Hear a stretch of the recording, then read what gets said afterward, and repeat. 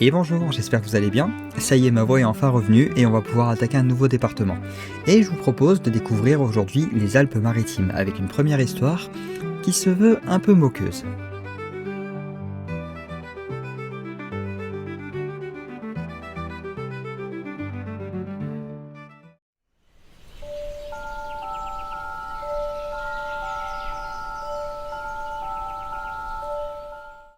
Il n'est pas rare dans nos histoires de pouvoir retrouver de véritables critiques envers des personnes, parfois des villages entiers. Et on commencera notre nouveau département avec l'une de ces petites histoires taquines. Avant tout, n'y voyez aucune atteinte envers les personnes visées.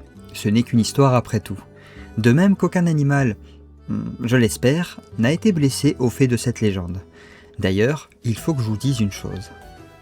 La légende voyage, et on raconte peu ou prou la même histoire dans bien d'autres endroits de France, ce qui me laisse penser qu'il ne s'agit que d'une histoire satirique visant purement et simplement à se moquer. Bref, trêve de palabres, place au conte.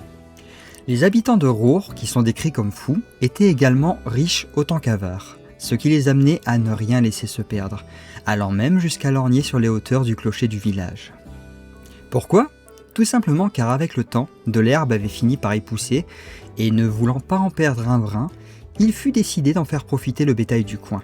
Si l'idée vous paraît déjà saugrenue, attendez la suite. On tira au sort l'heureux éleveur qui pourrait profiter de la sainte herbe, sous condition préalable qu'il fournisse la corde. Non pas pour se hisser afin de tailler l'herbe, non, mais bien pour y hisser la vache directement afin qu'elle mange sur place. Plus rapide et moins coûteux, je suppose. Quoi qu'il en soit, les fous de Roure attachèrent la vache avant de la tirer jusqu'aux hauteurs du clocher. Arrivant à son sommet, l'animal se mit à tirer la langue et les habitants hurlèrent tous en chœur que la vache s'esperlichait. En d'autres termes, ils pensèrent qu'elle se léchait déjà les babines en voyant l'herbe sous ses yeux. Mais vous l'aurez peut-être sûrement déjà compris, elle avait juste plus de difficultés pour récupérer de l'oxygène à cause de la pression de la corde. Cette histoire servait simplement à traduire les habitants de Roure comme cumulant la folie et l'avarice. Une simple façon de se moquer, gentiment ou non, je ne saurais le dire. Mais nous verrons d'autres histoires comme celle-ci par la suite, je n'en doute pas.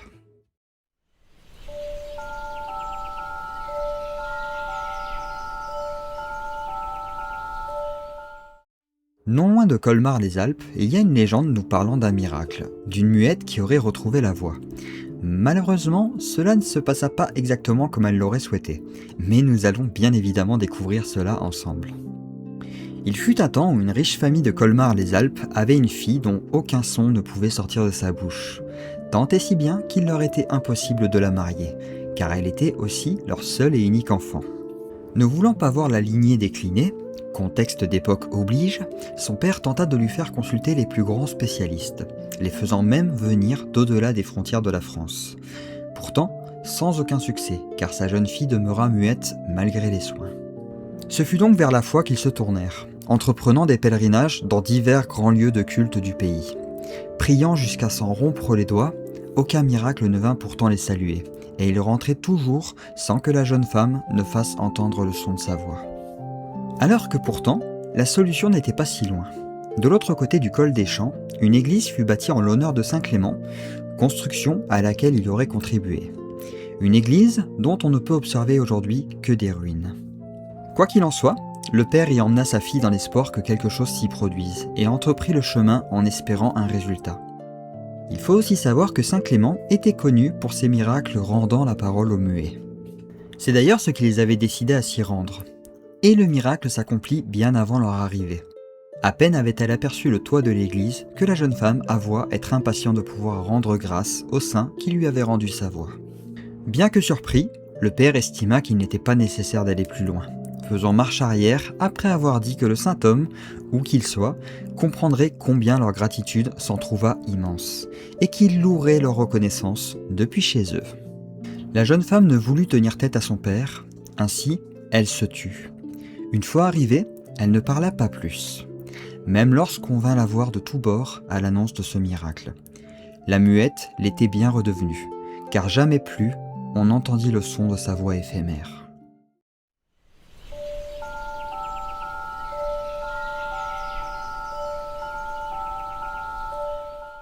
C'est une longue histoire qu'il va me falloir vous résumer cette fois-ci. Et elle commence par un tyran qui vivait dans son château au nord d'Antrone.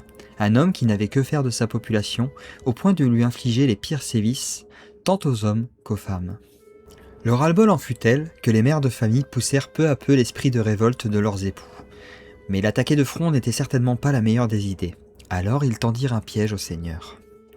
Au retour d'une chasse, le tyran devait passer par une gorge étroite, et ne s'attendait pas à un éboulement soudain qui mit fin à ses jours de façon fort prématurée.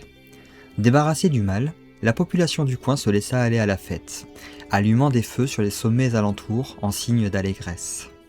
Cependant, ces réjouissances attirèrent l'attention du seigneur voisin de Saint-Martin, qui, ayant eu vent de ce qu'il s'était passé, craint que la même idée germe dans les esprits de sa propre populace. Et la rébellion fut rapidement réprimée.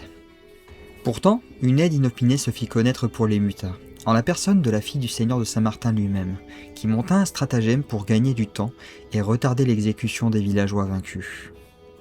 Sur ses conseils avisés, il ordonna la destruction du château de son ancien rival, destruction effectuée par ceux qui l'avaient fait prisonnier. L'objectif étant qu'ils se servent des pierres pour lui construire un nouveau château sur son propre domaine, en échange de leur liberté, le tout sous 8 jours. Mais la tâche se fut trop ardue. Au 7e jour, le château était encore loin d'être tombé, encore plus loin d'être déplacé, et ne parlons même pas de sa reconstruction. Désespérés de voir leur fin approcher, les villageois prisonniers s'écroulèrent de fatigue le soir de ce qu'ils pensaient être leur dernière nuit dans ce monde. Pourtant, dans la nuit, un bruit sourd les éveilla, et une voix de fille les invita à les suivre, car versée dans les arts occultes, elle avait permis un étrange miracle. Le château se déplaça pierre par pierre et se remonta de lui-même au lieu convenu. Mais le prix à payer fut lourd, car il deviendra par la suite la demeure d'un nouveau tyran. Malgré tout, leur vie fut sauvée, et ils ne connurent jamais l'identité du magicien qui, à l'aide de son chalumeau, avait déplacé les pierres du château. Aujourd'hui, ne reste qu'une seule de ces pierres, la fameuse pierre du courroux d'Antrone, seul témoin de ces étranges événements. Selon la légende, bien évidemment.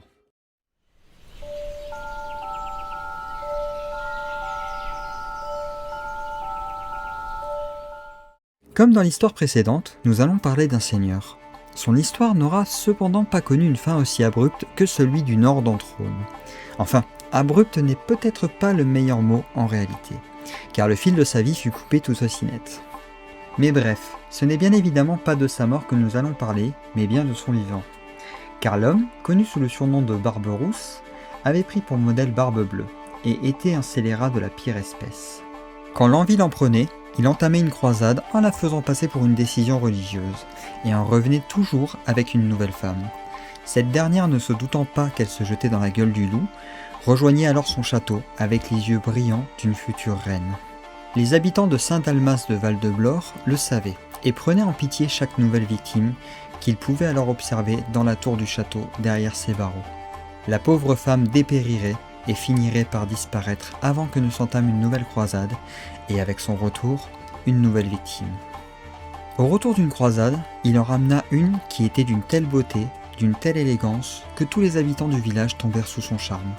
Elle rayonnait même à tel point que les propres vassals de Barberousse ne pouvaient rester parfaitement neutres.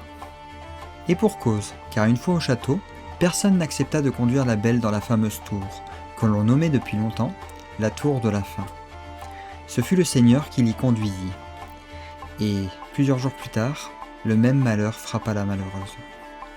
Pas sans conséquence, car lors de la nouvelle croisade, Barberousse revint seul, abandonné de tous.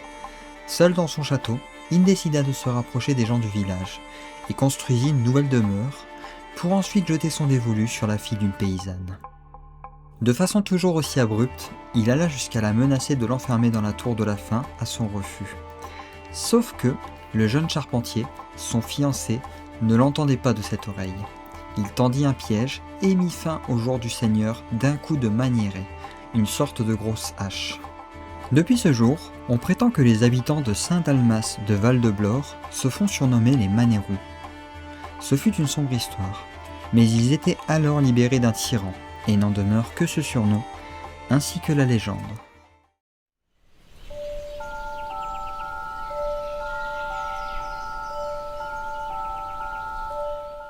Il était une fois... J'ai toujours voulu la faire cette tournure. Excuse-moi. L'histoire de fées qui s'était installée dans un endroit caché du village de Saint-Dalmas le Sauvage. Tellement bien caché que même les habitants du coin, malgré une grande connaissance des montagnes, ne parvenaient à trouver leur maison. Ces fées, bienveillantes, à l'apparence de femmes tout de blanc vêtues, se présentaient parfois au loin avec des couronnes de fleurs dans les cheveux. Fleurs qui poussaient dans la prairie juste après les premières neiges. Elles vivaient entre elles, sans jamais se montrer autrement que de loin à toute personne vivant dans la vallée. Et, dans leur demeure, s'était même creusé un bassin qui s'appela plus tard le Gour des Morts, à cause d'un accident, dont bien entendu les gentilles fées n'étaient pas la cause. Ce bassin, qui était bien évidemment dû à leur magie, leur servait à laver le linge et par la suite l'étendre au soleil une fois le travail accompli. Et ce fut lors d'une lessive qu'elles se trouvèrent surprises par un jeune homme, un simple ânier et sa bête. Je ne saurais vous dire si l'homme cherchait réellement les fées ou s'il s'était simplement perdu. Quoi qu'il en soit, après un dialogue, empreint de méfiance de la part des dames, l'homme se proposa de charger leurs étoffes sur son âne pour les amener dans leur demeure. Les fées acceptèrent, et une fois l'animal chargé, elles conduisirent les deux intrus tout droit vers une muraille de rochers d'où aucune ouverture n'était visible. Pourtant les dames avaient disparu, et son animal marchait droit devant. Alors il se fia à l'instinct de la bête et la suivit. De l'autre côté, il se trouva alors dans un immense palais rayonnant de lumière, éclairant maintes et maintes richesses, tellement que l'ânier manqua d'en tourner de l'œil. Les fées, pour tout paiement de son labeur, lui proposèrent de choisir un objet dans ce lieu.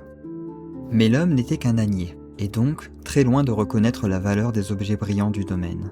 Son choix s'arrêta sur une simple peau d'âne, ce qui lui offrirait de quoi se chausser pour bien des saisons. Les fées, non moins surprises que dégoûtées, l'humilièrent, lui jetèrent sa peau d'âne et le poussèrent hors du lieu. Une fois mise à la porte, jamais plus elles ne se manifestèrent, et le jeune homme comprit que bien trop tard sa sottise. Même si, à mon avis, la valeur d'un objet reste purement subjectif. Et voilà qui met fin à cet épisode dans les Alpes-Maritimes. J'espère que ces histoires vous ont plu et que vous avez passé un bon moment. Comme d'habitude, on va faire quelques petits épisodes avant de reprendre un nouveau département. Et je vous annonce de suite qu'une grosse vidéo va arriver bientôt, une nouvelle vidéo débat si on veut, qui j'espère va vous plaire également. Quoi qu'il en soit, je vous retrouve très vite dans les prochaines vidéos.